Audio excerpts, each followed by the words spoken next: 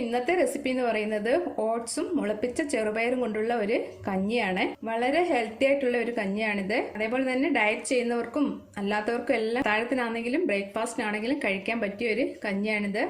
അപ്പോൾ എപ്പോഴും ഓട്സ് ഒരേപോലെ കഞ്ഞി വെച്ച് കഴിക്കാതെ ഇതേപോലെ ചെറുപയർ മുളപ്പിച്ചത് ഇട്ടിട്ട് കഞ്ഞി ഉണ്ടാക്കിയ നല്ല ടേസ്റ്റാണ്. അപ്പം നമുക്ക് ഈ കഞ്ഞി എങ്ങനെ ഉണ്ടാക്കുന്നതെന്ന് ഒന്ന് കണ്ടു നോക്കാം.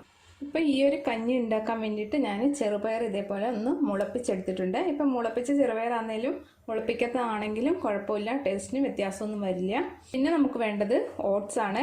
ഇപ്പം ഞാനിത് ഒരു 3 ടേബിൾ സ്പൂൺ ഓട്സാണ് എടുത്തിരിക്കുന്നത്. അപ്പോൾ ചെറുപയർ നിങ്ങൾ അതിനനുസരിച്ച് എടുത്തുള്ളൂ. അപ്പോൾ എത്ര വേണം, ക്വാണ്ടിറ്റി എത്ര വേണോ എന്നതിനനുസരിച്ച് പയറും ഓട്സും എടുക്കുക. ആദ്യം നമുക്ക് ഈ പയർ ഒന്ന് സെപ്പറേറ്റ് ഒന്ന് വേവിച്ചെടുക്കുക.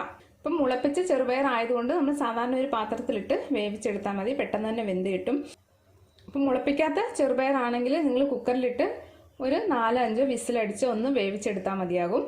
അപ്പം നമുക്കിതൊന്ന് വേവിച്ചെടുക്കാം. അപ്പം നമുക്കിത് വേകാൻ ആവശ്യത്തിനുള്ള വെള്ളം ഒഴിച്ചു കൊടുക്കാം. ഈ പയറിന് വേണ്ടിയിട്ട് മാത്രം കുറച്ച് ഉപ്പൊന്ന് ഇട്ട് കൊടുക്കാം. ഇനി ഞാനിതൊന്ന് വേവിച്ചെടുക്കട്ടെ. ഇപ്പം ചെറുപയർ നന്നായിട്ട് വെന്ത് വന്നിട്ടുണ്ട്. ഒരു 90% വെന്താൽ മതി. ബാക്കി നമുക്ക് ഓട്സിലിട്ട് ബാക്കിയുള്ളത് വേവിച്ചെടുക്കാം. അപ്പോൾ ഇങ്ങനെ ഈ മുളപ്പിച്ച പയർ വേവിച്ചെടുക്കുമ്പോൾ അതിൻ്റെ തൊലി ഇങ്ങനെ മുകളിലിങ്ങനെ വരും, അതൊന്ന് മാറ്റി കൊടുത്താൽ മതിയാകും. അപ്പോൾ ഈ പയർ നന്നായിട്ട് വെന്ത് വന്നിട്ടുണ്ട്. ഇത് നമുക്ക് ഓഫ് ചെയ്യാം. ഇനി നമുക്ക് ഓട്സ് ഒന്ന് വേവിച്ചെടുക്കാം. അപ്പോൾ ഈ ഓട്സ് ഒരു പാത്രത്തിലേക്ക് ഇട്ട് കൊടുക്കാം. നമുക്ക് ഇതിലേക്ക് വെള്ളം ഒഴിച്ചു കൊടുക്കാം. വെള്ളം ഇത് കുറച്ചൊഴിച്ചാൽ മതിയാകും. ബാക്കിയുള്ളത് നമ്മൾ പയർ വേവിച്ച വെള്ളവും ആ പയറും കൂടെ ഇതിലേക്ക് ചേർത്ത് കൊടുക്കാം. അപ്പം ഞാൻ ഓട്സും പയർ വേവിച്ചതും ഒന്നിച്ച് ഇതിലേക്ക് ഇട്ട് കൊടുത്തിട്ടുണ്ട്. ആവശ്യത്തിനുള്ള വെള്ളം ഒഴിച്ചു കൊടുത്തിട്ടുണ്ട്. വെള്ളം വേണമെന്നുണ്ടെങ്കിൽ നിങ്ങൾ കുറച്ചുകൂടെ ഒന്ന് ഇതിലേക്ക് ഒഴിച്ചു കൊടുത്താൽ മതി. ഇനി നമുക്ക് ഇത് നന്നായിട്ടൊന്ന് വേവിച്ചെടുക്കാം. അപ്പം പയർ വേകാനുണ്ടെങ്കിൽ ബാക്കിയുള്ളത് ഇതിൽ കിടന്ന് വെന്ത് കിട്ടും. അപ്പോൾ ഇത് നമുക്ക് വേകാൻ വയ്ക്കാം. നമുക്ക് ഇതിലേക്ക് ആവശ്യത്തിനുള്ള ഉപ്പിട്ട് കൊടുക്കാം. പയറിൽ നമ്മൾ ഉപ്പിട്ടാണ് വേവിച്ചത്. അപ്പോൾ കഞ്ഞിക്ക് വേണ്ടിയിട്ട് മാത്രം കുറച്ച് ഉപ്പിട്ടാൽ മതിയാകും. ഇനി ഞാൻ ഇതിലേക്ക് ഒരു 1/4 ടീസ്പൂൺ ജീരകം ഇട്ട് കൊടുക്കുന്നുണ്ട്. ഇപ്പം ജീരകത്തിൻ്റെ ടേസ്റ്റ് ഇഷ്ടമുണ്ടെങ്കിൽ മാത്രം ഇട്ട് കൊടുക്കാം. ഇനി ഇതൊന്ന് വേവിച്ചെടുക്കാം. ഒരുപാട് ഇട്ടങ്ങ് വേവിക്കേണ്ട. ഓട്സ് കുറേ നേരം ഇട്ട് വേവിച്ചാൽ അതിലെ ഫൈബർ കണ്ടന്റ് എല്ലാം നഷ്ടപ്പെടുമെന്നാണ് പറയുന്നത്. അതുകൊണ്ട് ചെറുതായിട്ടൊന്ന് വേവിച്ചെടുത്താൽ മതിയാകും.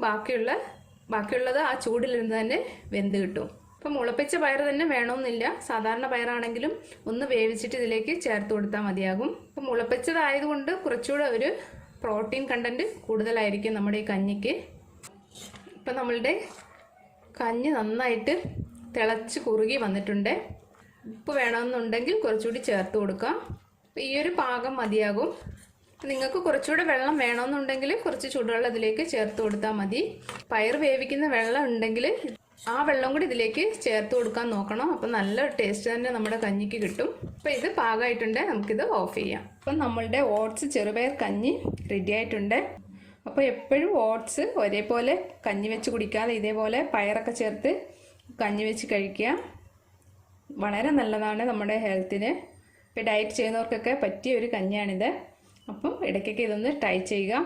വീഡിയോ ഇഷ്ടമായിട്ടുണ്ടെങ്കിൽ ഒന്ന് ലൈക്ക് ചെയ്യാനും സബ്സ്ക്രൈബ് ചെയ്യാനും ഷെയർ ചെയ്യാനും മറക്കല്ലേ. Thank you.